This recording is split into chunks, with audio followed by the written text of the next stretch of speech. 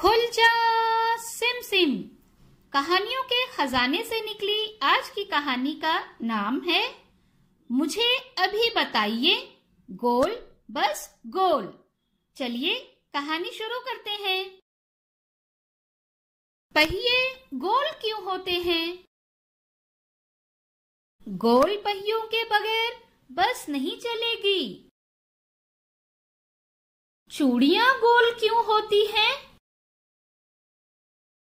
कोई चौकोर चूड़ियां नहीं खरीदेगा। रोटी गोल क्यों होती है? जब मैं इसे बेलने की कोशिश करता हूं तो गोल नहीं बनती। तुम्हारी बिंदी गोल क्यों है?